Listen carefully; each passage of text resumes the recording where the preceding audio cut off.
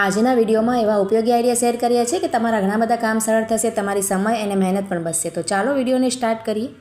તેલ ઘીની બરણી જે હોય ને ખાલી થતી હોય ને તો ખૂબ જ ચિકાસ થઈ જાય, જો અંદર પણ અને બહાર પણ આપણને સાફ કરવામાં ખૂબ જ મહેનત પડે. તો તેના માટે તમને એક સરસ ટિપ્સ બતાવું છું. જો આ રીતે આપણે ગરમ જરાક પાણી કરી લેવાનું, અડધા ગ્લાસ જેટલું, અને તેમાં પહેલાં ઉમેરી દેવાનું. આ રીતે ગરમ પાણી નાખશું ને તો તેનાથી આપણે બધી ચિકાસ તેની હશે ને એ દૂર થઈ જશે. જો આ રીતે ગરમ પાણી બધામાં ફેરવી લેવાનું અને તેનાથી આ રીતે સાફ કરી લેવાનું. જો બહારના ભાગે પણ ખૂબ જ ચિકાસ હોય છે તેલની ઘીની બરણી ઉપર, તો બહાર પણ આપણે આ રીતે નાખવાનું. અને ત્યાર પછી આપણે જો સાદા સ્ક્રબરથી આપણે સાફ કરીએ ને આ રીતે આપણે કોઈ પણ ડિશવોશ કે આપણે સાબુથી આપણે વાસણ ધોતા હોઈએ ને તો આ બધું નીકળશે નહીં, તો અને એની વાસ પણ રહી જશે. તો તેના માટે છે ને આપણે અડધી ચમચી એટલું જે મીઠું હોય ને આપણે ખાવામાં ઉપયોગ કરતા હોઈએ એ મીઠું આપણે સ્ક્રબર ઉપર નાખી લેવાનું. અને તેનાથી તમે મીઠાથી ઘસશો ને તો તે છે ને સ્ક્રબરનું કામ કરશે. જુઓ, મીઠાથી શું થશે કે બધા જે તેના દાગ જામી ગયા હશે ને તેલ કે ઘીના, તે બધા જ કાળા કાળા ચિકાસવાળા દાગ નીકળી જશે. અને તેમાંથી જો સ્મેલ આવતી હશે ને કોઈ પણ તેલની કે ઘીની તો તે પણ દૂર થઈ જશે. આપણે એકદમ ક્લીન તમારી બરણી હશે ને, જો અમે ધોઈને તમને બતાવું છું, આજુબાજુમાં કેટલા કાળા દાગ હતા બધા તમે જોઈ શકો છો કે મીઠાથી અને સરફથી નીકળી ગયા છે અને એકદમ ક્લીન અંદર બહાર બંને બાજુ થઈ ગઈ છે. તો ખૂબ જ સરસ આઈડિયા છે, ટ્રાય કરીને આ રીતે તમે જરૂરથી જોજો.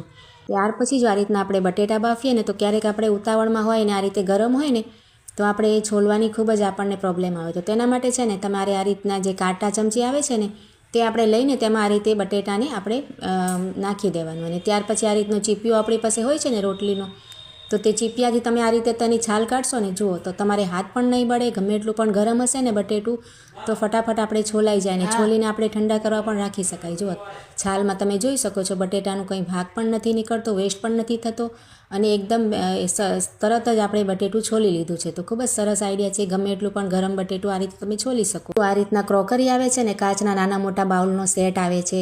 કોઈ પણ તમારે વ્હાઇટ હોય કે આ રીતના બ્લેક હોય, જુઓ બ્લુ પણ આવે છે. તો આ રીતના સેટ આપણે છે ને ક્યારેક આપણે આ રીતના ભેગા કરીને રાખીએ ને ક્યાંય પણ કબાટ વગેરેમાં, તો તેમાં સ્ક્રેચ એટલે કે લીટા પણ પડી જાય અને ક્યારેક આપણે હાથમાંથી છટકી જાય ને તો તૂટી જવાની પણ બીક રહે. તો તેના માટે શું કરાય, જો આ રીતના આપણે પાસે શોપિંગ બેગ હોય છે ને એકદમ સોફ્ટ અને સરસ હોય છે, તો તેને છે ને આપણે કોઈ પણ શોપિંગ બેગ લઈ લેવાનું, તમારી પાસે જેવું પણ હોય ને નાનું મોટું, અને તેને છે ને કાતરથી આ રીતે આપણે પહેલાં ખોલી લેવાનું, કટ કરી લેવાનું આખું, અને ત્યાર પછી એના પીસેસ કરી લેવાના. જો આ રીતે ચોરસ તેના કટકા આપણે જેટલા પણ બાઉલ હોય એટલા ગણીને કરી લેવાના. અને ત્યાર પછી જો આ રીતે આપણે રાખશું ને એક બાઉલની વચ્ચે આપણે જે કટ કર્યો છે ને પીસ એ આપણે રાખવાનું અને ઉપર એક બાઉલ રાખવાનો. તો આ રીતે રાખવાથી શું થશે કે ક્યારે પણ આપણે ઉતાવળમાં લેતા હોઈએ કે કંઈ પણ હશે ને તો તેમાં કોઈ લીટા વગેરે પણ નહીં પડે અને હાથમાંથી આપણે છૂટી જવાની પણ બીક નહીં રહે. જો આ રીતે સરસ રહેશે.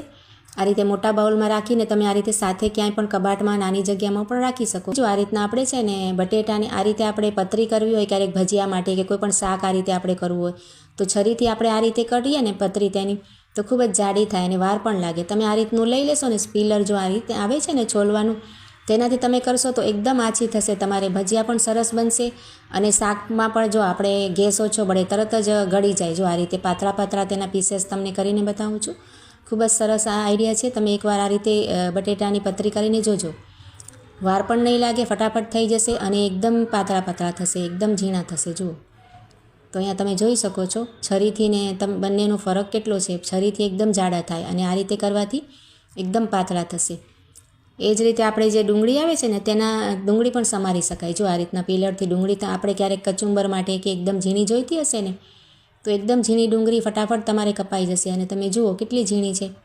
આ રીતે છરીથી આપણે ના કાપી શકાય, આપણે ચોપરનો ઉપયોગ કરવો પડે. તો આનાથી ક્યારેક આપણે ઝીણી ડુંગળી ઉતાવળ હોય ને તો તમે કટ કરી શકો. ખૂબ જ સરસ આઈડિયા છે.